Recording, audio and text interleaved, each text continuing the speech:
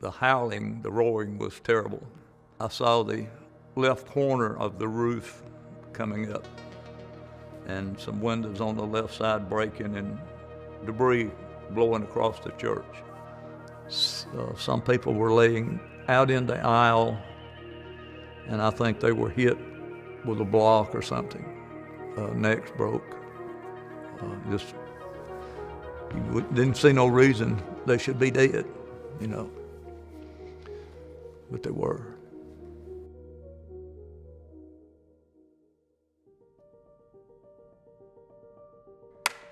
Well, it's just a normal Sunday to start off with. I get to church a little early. I was usher. Raining, so we were taking umbrellas, escorting people in, didn't have one.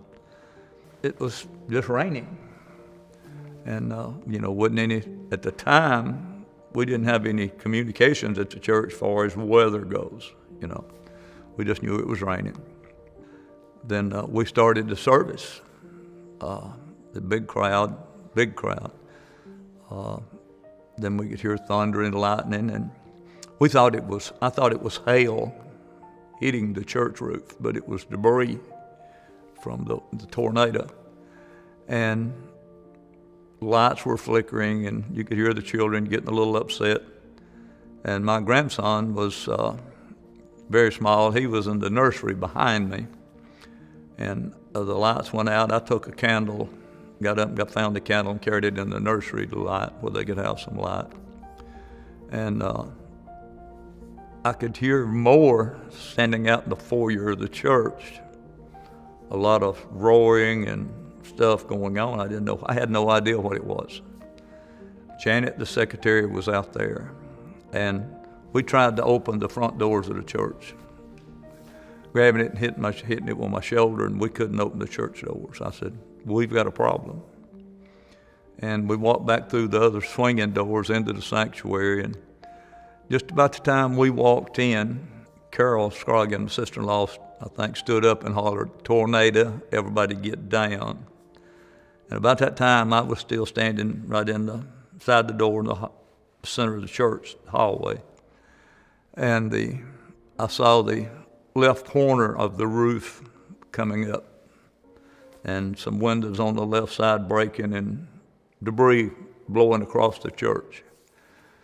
And I grabbed Janet and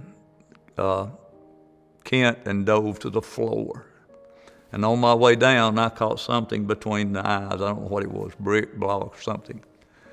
And I didn't really realize it at the time, but it seemed like as soon as I hit the floor, I bounced back up, and I looked up, and I couldn't see anybody.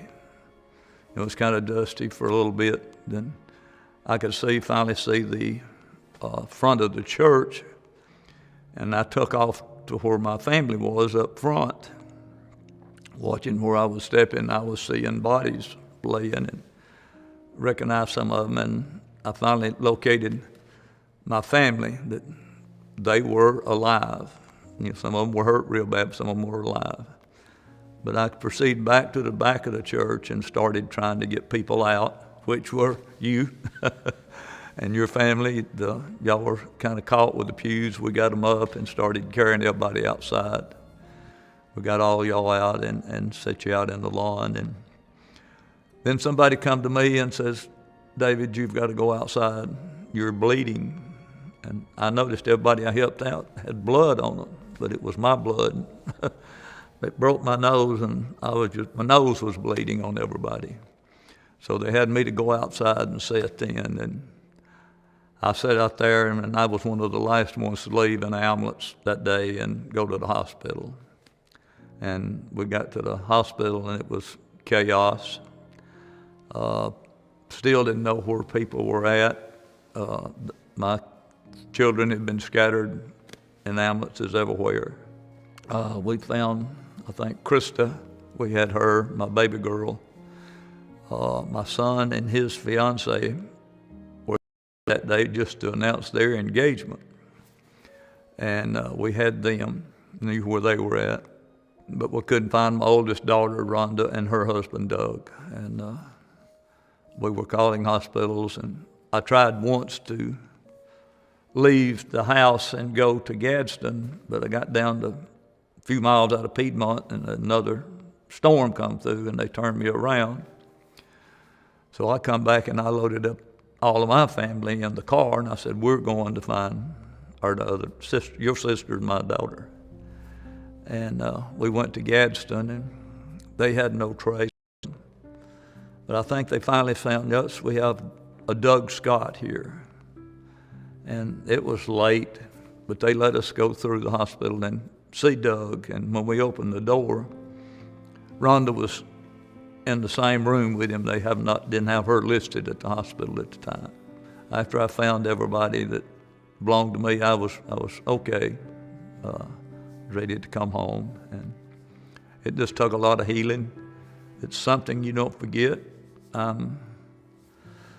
Was 40, early 40s then. I'm 72 now, and I think of it every day. Sometime during the day, it goes through my mind. And I don't dream about it now. But that was my day. It was just saw a lot of people hurt, a lot of people that were killed that were blood family, that belonged to my family. And it was just terrifying. Started off, I asked why God did this. And I found Kelly, our minister. And I asked her, I said, why did God do this? And she told me right up front, Kelly did now, and her daughter was one that got killed. Kelly said, David, God didn't do this. This was just Mother Nature did this. That God made Mother Nature and released it on earth, but he don't control it, he lets her go. And that's the way I've handled it from then on. And that's about my story.